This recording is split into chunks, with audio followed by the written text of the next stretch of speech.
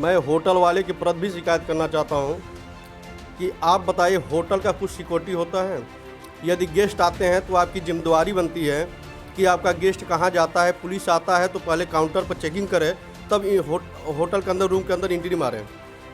और सबसे बड़ी चीज़ है, आप डायरेक्ट थर्ड फ्लोर पर जा रहे हैं, सेकेंड फ्लोर पर चेक नहीं किया, आप डायरेक्ट थर्ड फ्लोर पर जा रहे हैं 512 में। वो भी आपका क्या एम था? आपका एम नहीं था कि जो गेस्ट आए उनसे मैं रेकी करूं, पैसा ऐठवाऊं, आपस में बंटवारा करूं? कैसे आप गेस्ट आएंगे हमारे? कैसे लोगों के गेस्ट आएंगे? उसके बाद सबसे बड़ी घोर निंदा मैं कर रहा हूं कि आपने एविडेंस को, जो ब्लड गिरे थे, उस ब्लड को आपने रातों रात साफ करवा दिया। ये कहाँ का न्याय है? जब फोर्सिंग विभाग आया दिन में, वहाँ पर फोर्सिंग विभाग तौलिया छोड़ दिया, जिसमें तौलिया में खून लगा था। और जो मनीष गुप्ता एक्सपायर हुआ है, वह पानी पिया था, वो गिलास भी हल्का सा पानी पिया था, और अभी हल्का सा पानी गिलास में बचा था, वो गिलास भी मौजूद था। फॉरेस्ट टीम वाले उसको नहीं ले गए। लैपटॉप और डायरी को लेकर गए हैं जांच के लिए। और होटल वाला, ये बताइए, जो एविडेंस था, जो सीसीटीवी फुटेज थी, वह किस परमिशन से पुलिस वालों को दे दिए? यहाँ तक कि हम लोगों से बोल रहे हैं कि आप लोगों को सीसी फुटेज मिल जाएंगे। जब दिन में हम लोग मांगते हैं कि दिखलाओ दो, तो बोलते हैं वो तो पुलिस वाले लेके चले गए। और रात को बात ये होता है कि आपको सीसी फुटेज मिल जाएंगे। बताए, कोई भी एविडेंस। यानी हमको ये समझ में आता है कि पुलिस और होटल मैनेजमेंट, होटल मालिक, एक वहाँ का मैनेजर है जो मिश्रा है, वह, ये सब सारे लोग इस मामले में कहीं न कहीं संलिप्त हैं और संदिग्ध हैं। यदि कार्रवाई, प्रशासन से मेरा अनुरोध है, विनम्र निवेदन है, यदि इन लोगों को आप टारगेट पर लेते हैं तो जायज़ सी बात है, बहुत बड़ी एक गुत्थी निकलेगी, एक गुत्थी सुलझेगी। कहीं न कहीं इन लोगों का हाथ है इसमें, और बहुत बड़ा एविडेंस इन्होंने छुपाया है। हमारे गेस्ट, हमारे मित्र, इस प्रकार से जितने भी वहाँ पर पता चलता है कि जनताओं द्वारा, अगल बगल के लोगों से मालूम चलता है कि यहाँ पर जितने भी होटल हैं, ये सब यदि बाहरी लोग आते हैं तो इस प्रकार से काम करते हैं। वहाँ पर जब तक थे तब तक कोई पुलिस का रेकिंग नहीं, कोई पुलिस का रनिंग नहीं आया, कोई चेकिंग नहीं आया।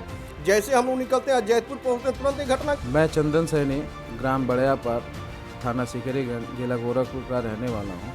मंडे को मैं अपने मित्र प्रदीप चौहान और को बुलाया था गोरखपुर में, होटल कृष्णा पैलेस में वो रुके थे आकर के। मैं 12 बजे के करीब गया, उनसे मिला, और हम लोग साथ में रामगढ़ ताल भी घूमने गए 7:30-8 बजे के आसपास।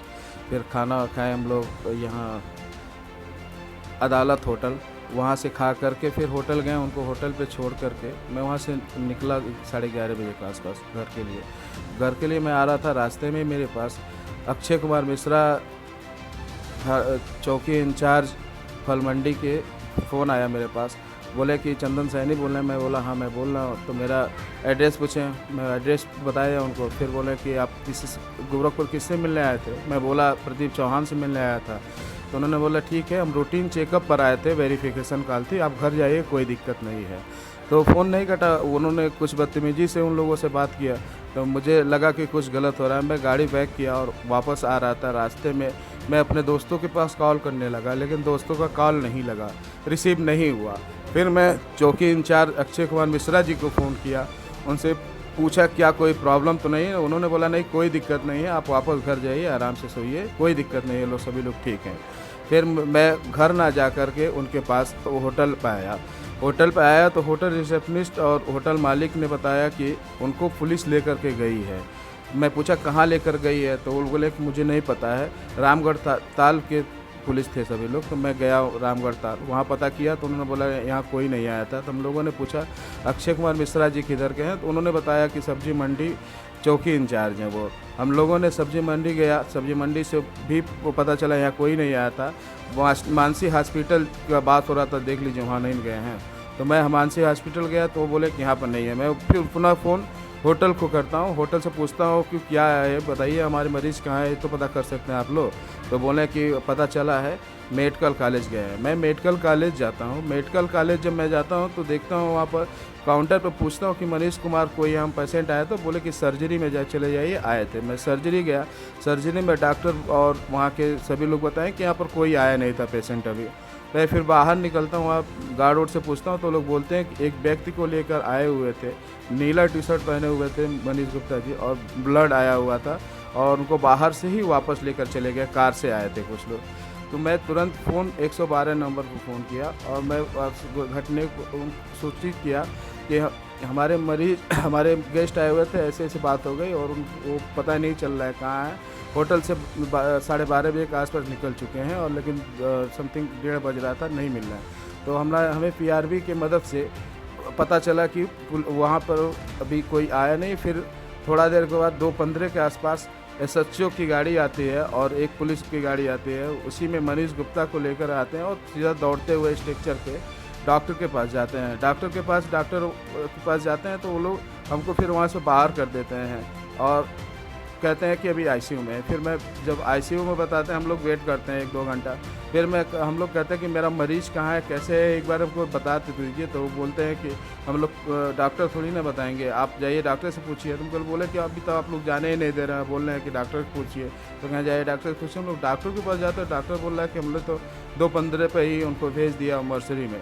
तो फिर डॉक्टर से पूछा हम लोग आप ऐसे कैसे भेज दिए, हमको ना एक बार सूचित किए, ना दिखाएं क्या कैसे है। तो बोले पुलिस लेकर आए थे, पुलिस को कहने पर हम लोग भेज दिए। तो हमने वो रिपोर्ट मांगा, रिपोर्ट भी डॉक्टर ने दिया, बोला पुलिस को ही देंगे हम रिपोर्ट। फिर हम लोगों ने न्यूज़ रिपोर्टर को बुलाया, ये सब सारा मामला बताएं। मैं प्रदीप अपने दोस्तों को सबको गोरखपुर की बड़ाई बताता था कि हमारे योगी जी जब से आए हुए हैं तब से दिन प्रतिदिन हमारा उत्तर प्रदेश विकास कर रहा है, हमारा गोरखपुर बदल गया। आकर देखिए चिड़ियाघर आ गया है, नौका विहार आ गया है, मंदिर हमारा इतना अच्छा है, लोग वो दूर दूर से लोग देखने आते थे। हम लोग प्लानिंग भी किए थे कि मॉर्निंग में हम लोग जाएंगे, गोरखनाथ मंदिर घूमेंगे, फिर चिड़ियाघर घूमेंगे, उसके बाद वो लोग घर चले जाएंगे, हम अपने घर चले आएंगे। अब हमको तो अपने गेस्ट को बुलाने में ही डर लग रहा है, पूरे ज़िंदगी भर का कलंक लग गया। हम कैसे अपने दोस्त को जो यहाँ बुलाएंगे, अपने गेस्ट को कि क्या कह करके बुलाएंगे कि हमारे पास आइए, हमारे घर देखिए क्या है। अब तो अपने आप से ही डर लगता है, हम अपने घर पे ही सुरक्षित है कि नहीं है। कल को पुलिस आकर के कुछ भी करके चले जाएगी तो हम कैसे अपने आप को सुरक्षित मानें। मैं चाहता हूँ कि आप लोग के माध्यम से कड़ी से कड़ी सज़ा दिया जाए मुजरिमों को। योगी जी प्लीज़ ध्यान दीजिए, अपने घर का मामला है। उसके बाद रामगढ़ताल पर भी नहीं पता है। फिर उनका जो पुलिस चौकी था वहाँ पर, जो फल मंडी का, वहाँ जाते हैं, वहाँ पर किसी को नहीं पता है, वहाँ पर ताला लगा रहता है। उसके बाद हम लोग फिर होटल पे आते हैं, थोड़ा गर्म होते हैं, रिसेप्शन वाला बताता है कि बीआरडी मेडिकल कॉलेज ले गए हैं। हम लोग फिर भगे वहाँ अपनी गाड़ी लेकर के वहाँ जाते हैं, वहाँ जा कर के पता करते हैं कि कोई इस नाम से आया है, यहाँ मनीष गुप्ता के नाम से कोई मरीज आया है अभी तुरंत।